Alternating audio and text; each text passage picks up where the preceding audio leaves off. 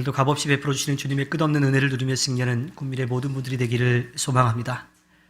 한때 이 출생지주의 원칙에 따라서 시민권을 부여하는 그 나라에 가서 원정 출산을 하던 때가 있었죠.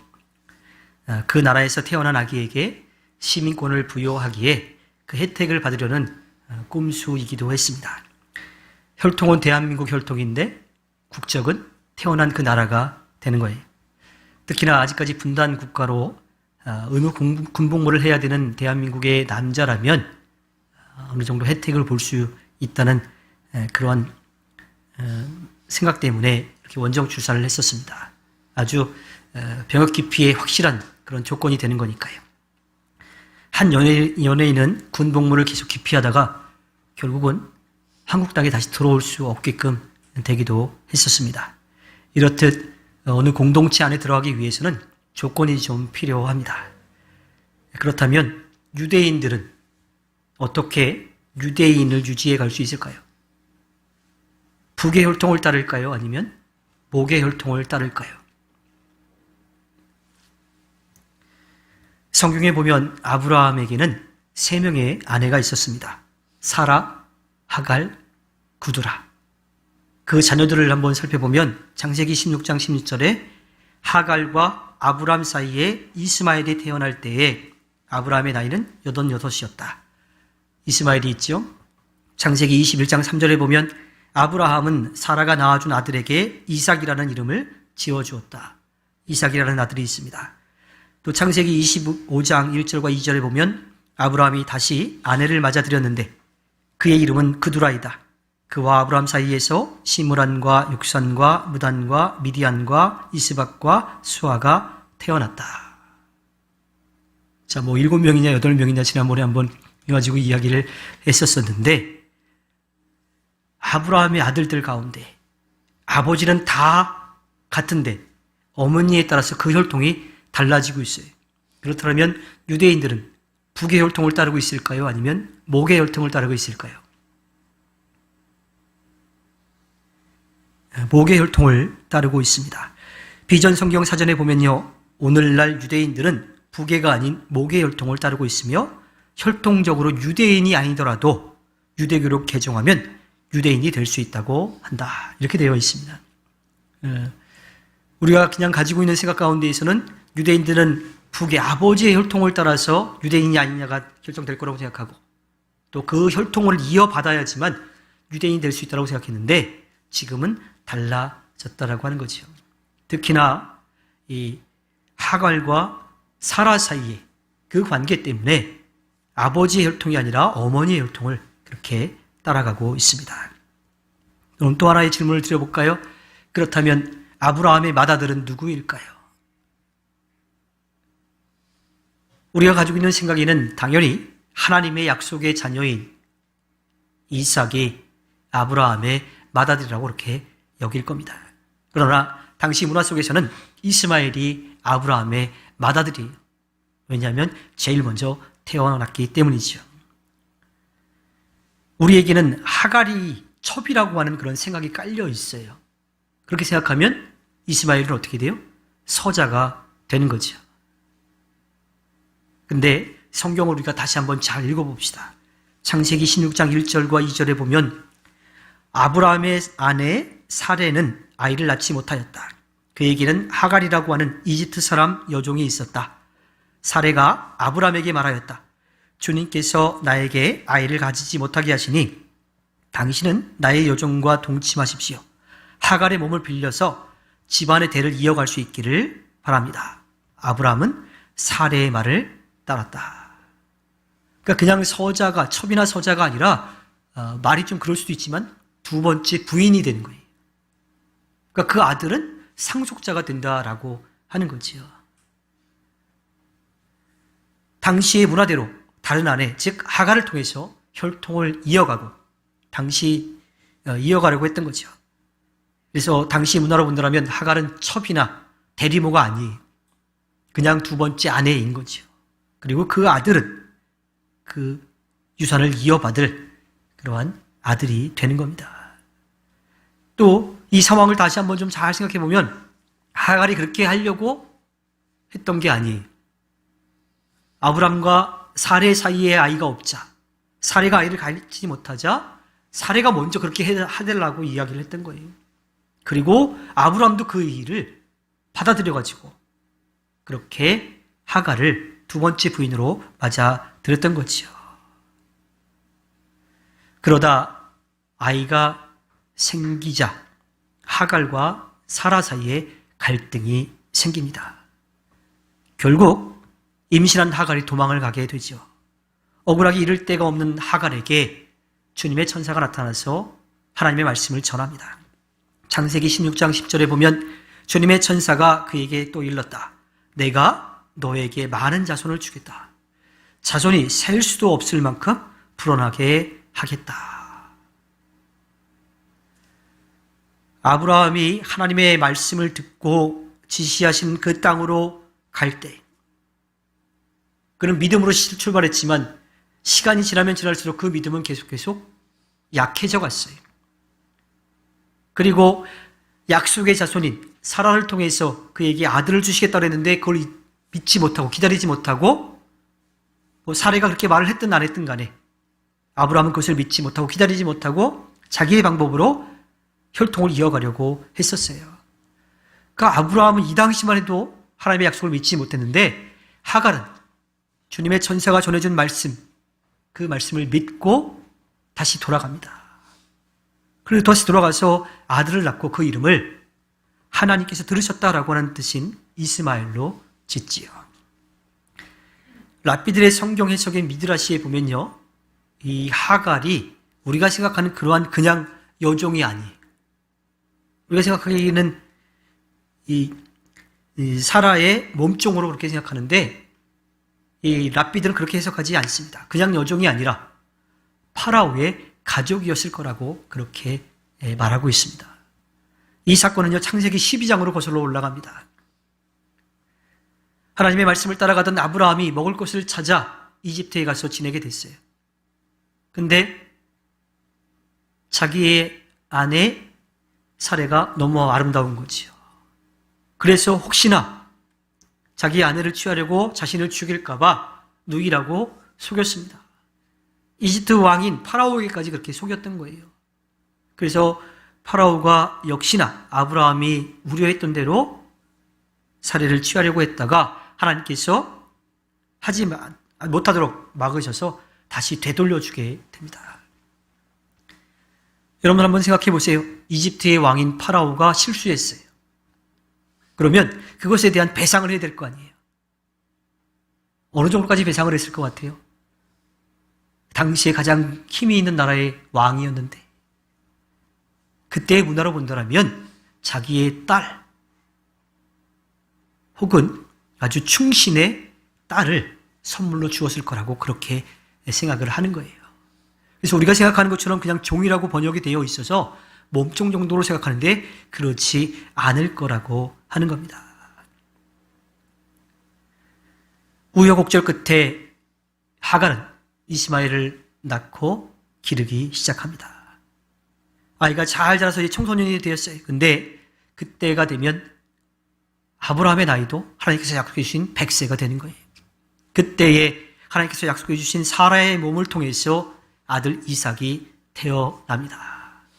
그러자 엄마들의 전쟁이 시작이 되는 거지요. 이삭이 자라가지고 젖을 뗄 때쯤 된다고 하는데 대략 한 3살 정도라고 이제 보는데 아브라함이 큰 잔치를 벌린 거예요. 이제 아이가 자라서 건강하게 크고 있으니까 큰 잔치를 벌이는 거죠. 그때 사라가 보니까 하갈과 이스마엘이 자기의 아들인 이삭을 놀리는 그런 모습을 보게 됩니다. 그것을 가만히 볼 수 없었던 사라는요, 아브라함에게 말하죠. 창세기 21장 10절에 저 여종과 그 아들을 내보내십시오. 저 여종의 아들은 나의 아들 이삭과 유산을 나누어 가질 수 없습니다. 참 사라가 변덕이 심한 것 같아요. 그전에는 그렇게 아들을 낳아가지고 유산을 남겨주자고 했는데 이제 자기가 아들을 낳으니까 나눠줄 수 없더라고 내쫓자 그래요. 사라에게는 하갈과 이스마엘이 눈에 가시였겠지요.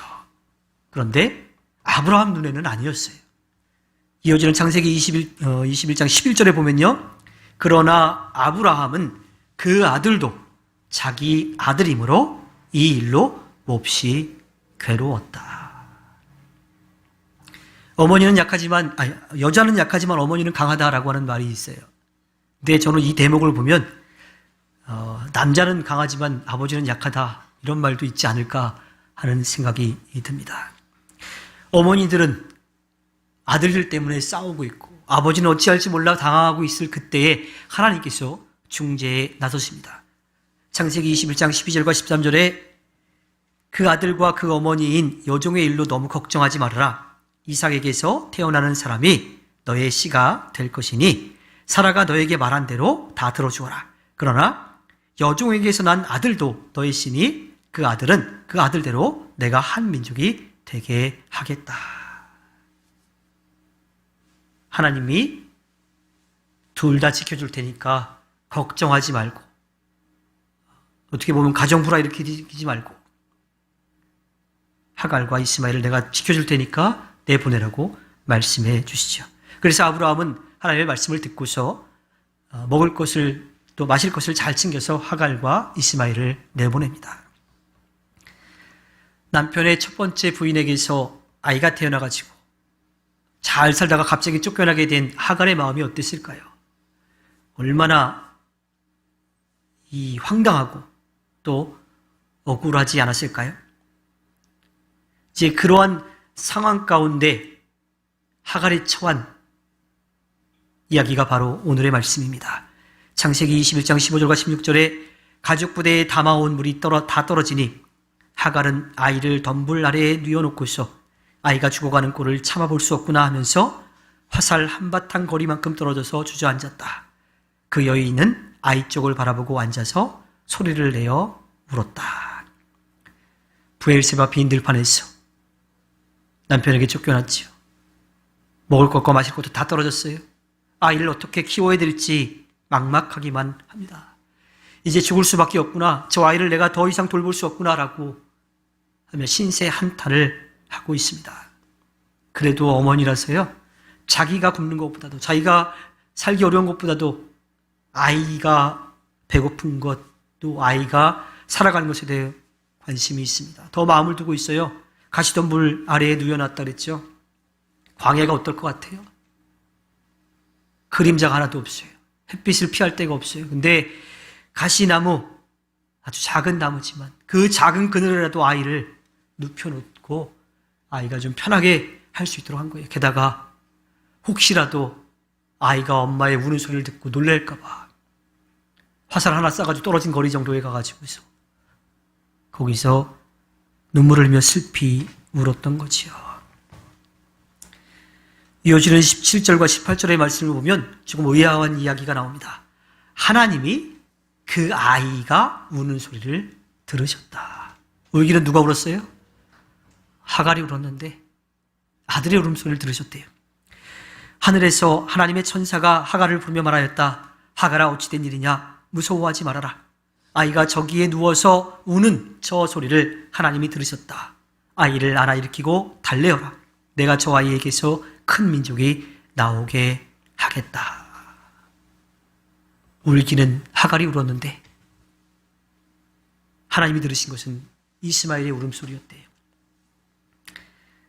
제가 어렸을 때 친척분 중에 한 분이 돌아가셔가지고 장례를 치르면서 가족들이 다 가서 같이 곡을 한 거지요. 지금은 뭐 그렇게 많이 안 하지만 예전에는 장례가 나면 식구들이 다 앉아가지고 아이고 아이고 울면서 곡을 하잖아요. 근데 어렸을 때 엄마가 거기서 울고 있는데 너무 마음이 아픈 거예요. 엄마가 왜 울지? 어디 아픈가? 막 이래가지고 놀래가지고 저도 울면서 엄마한테 뛰어가서 울지 말라고 했던 그런 기억이 납니다. 오늘 말씀에서는 이스마엘을 아이라고 표현하고 있지만요. 시간적으로 봤을 때 이스마엘은 청소년이에요. 한 14살, 15살 정도 된 청소년인 거죠. 지금 자기가 처한 상황이 어떤 건지 알아요. 어느 정도 머리가 이제 자랐기 때문에 왜 엄마와 자기가 쫓겨나게 되었는지, 왜 먹을 것이 없고 쉴 곳이 없는 이 광야에 와 있는지를 그는 알았던 거죠. 그리고 멀리서 엄마가 울었지만 그 엄마의 울음소리를 이스마엘은 들었고요. 그래서 소리내어 울지는 않았어도 그 마음에 그 찡함 때문에 소리 없이 눈물을 흘렸을 겁니다. 하나님은 그 이스마엘의 눈물을 아시고 그 눈물을 보시고 그 두려워하는 마음을 아셨던 거죠. 그래서 하나님은 하갈의 눈물과 부르짖음도 그 울음소리도 들으셨지만 그 아파하는 엄마를 보면서 속으로 울었던 이스마엘의 그 눈물도 아셨던 겁니다. 그래서 하갈에게 말씀하시죠. 무서워하지 말아라. 아이를 하나 일으키고 달려라. 내가 저 아이에게서 큰 민족이 나오게 하겠다. 하나님은 이 약속을 계속해서 주셨어요. 아브라함에게도 주셨고요. 하갈에게도 주셨고요. 지금 또 주고 계십니다. 게다가 이 약속은요, 지금의 어려움을 극복하는 그 수준에서 끝나는 게 아니라 앞으로도 그 이스마엘의 삶의 모든 부분들을 책임져 주시겠다라고 하는 거예요. 왜? 이스마엘이 잘되게 하겠다라는 것이 끝나지 않고요, 저 아이에게서 큰 민족이 나오게 하겠다라고 하셨거든요.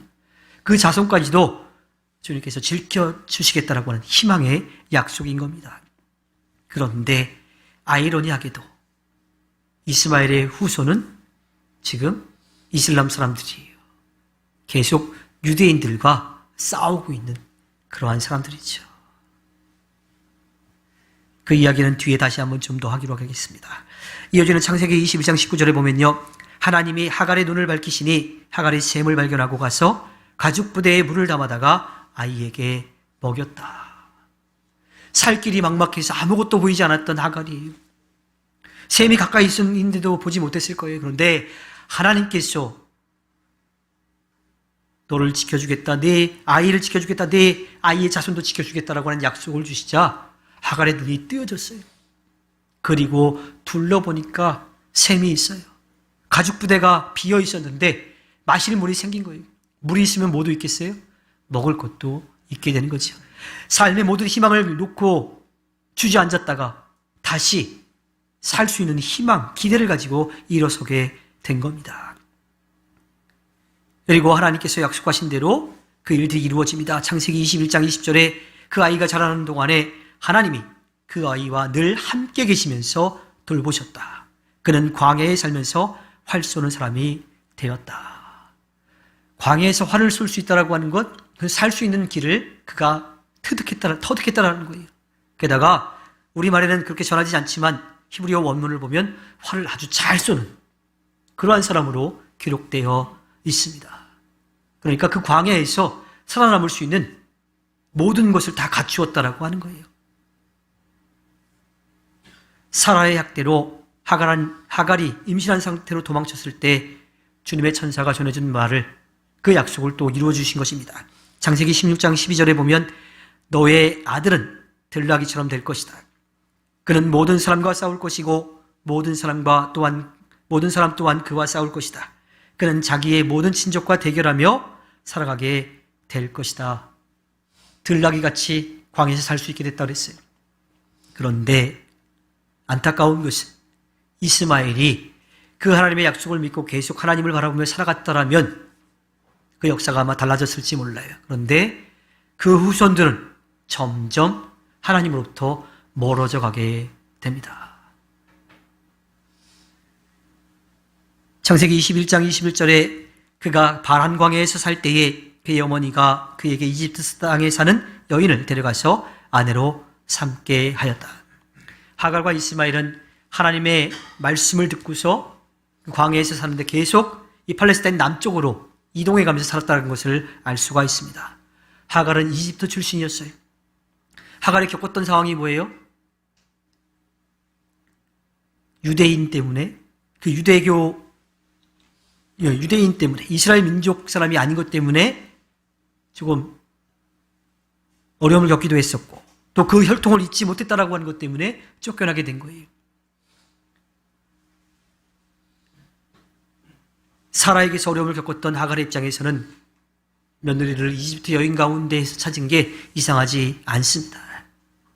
그런데 그 일이 아브라함의 언약의 자손인 이삭을 위해서 자기의 동족 가운데서 며느리를 선택했다라고 하는 그 말씀과 비교해서 본다면 하나님의 약속을 계속 이어가기보다는 자기의 힘으로 그 문제를 해결하려고 했던 그 모습을 볼 수가 있게 됩니다. 즉 이스마엘의 자손이 점점 하나님으로부터 멀어져 가는 것을 우리가 알 수 있게 됩니다. 자, 하갈과 이스마엘이 선택을 통해서 하나님으로부터 멀어졌다는 것을 잠시 내려놓고요. 하나님께서 하갈과 이스마엘에게 하셨던 그 일들을 한번 좀 생각해 봅시다. 아브라함을 부르시고 축복하신 하나님은요, 아브라함의 자손도 분명하게 축복해 주셨어요. 약속의 자녀가 아니고 자기의 힘으로 해결하려고 했던 이스마엘에게도 하나님은 축복해 주셨습니다. 아브라함이 이스마엘도 자기의 아들이기 때문에 마음 아파했던 것처럼 하나님도 이스마엘을 아브라함의 자손으로 인정해 주시고 그를 지키고 돌보아 주셨던 거지요. 그래서 이스마엘의 소리 없는 눈물을 보시고 소망을 주셨던 겁니다. 약속한 대로 이스마엘이 자라는 동안, 살아가는 동안 그와 함께 하시면서 언제나 지키고 돌보아 주셨던 거예요. 그래서 이스마엘은 하나님과 함께 하면서 광야 가운데에서 삶을 유지할 수 있었던 거죠. 예전에 많은 이 목회자들이 이 결혼을 할 때 믿는 사람과 하라고 그렇게 많이 말을 했었습니다. 물론 뭐 지금도 그렇게 말씀하시는 분이 있고 또 목회자가 아니라 하더라도 그렇게 생각하는 분들이 많이 있겠죠. 사실 가족을 전도한다라고 하는 일이 참 어려운 일입니다. 그리고 그 사이의 갈등 때문에 어려워하는 일들도 굉장히 많기도 하지요. 배우자도 그렇고 또 시댁이나 처가를 전도한다는 일이 참 어렵기 때문입니다. 그것 때문에 신앙생활하는 것을 타협하기도 하고 또는 포기하는 경우도 있기도 합니다. 그래도 저는요, 신앙보다는 사랑을 선택하라고 말하고 싶습니다. 신학교 다닐 때 그런 이야기들이 있었어요. 대부분 이제 남자들이 이제 많이 있었으니까 사목감을 찾지 말고 사랑하는 여자를 만나라, 뭐 이런 이야기를 많이 했었어요. 예전에도 교회 청년들 가운데, 여자 청년들 가운데 되게 신실하게 신앙생활 잘하면 사모해야 된다고 뭐 그런 얘기하기도 했었죠. 그런데 저는 사랑하는 사람을 선택하라고 그렇게 말하고 싶습니다. 바른 신앙을 가지고 있다라면, 또 정말 그 사람을 사랑한다라면 신앙과 타협하지 않고 그 신앙을 바르게 지켜가면서 사랑하는 사람을 하나님께로 끌어오기 위해서 계속해서 기도하며 힘쓸 거기 때문입니다. 사랑하는 사람이 구원의 은혜를 누리기를 간절히 바라면서 그를 위해 기도하고 또 그를 대할 것이기 때문입니다. 또 그렇게 기도할 때에 하나님께서 잊지 않으시고 분명하게 응답해 주실 것이기 때문입니다. 우리가 포기하지 않는다면요, 하나님도 포기하지 않으세요. 아니요, 더 정확하게 말하자면 우리는 포기해도 하나님은 절대로 포기하지 않으시기 때문입니다.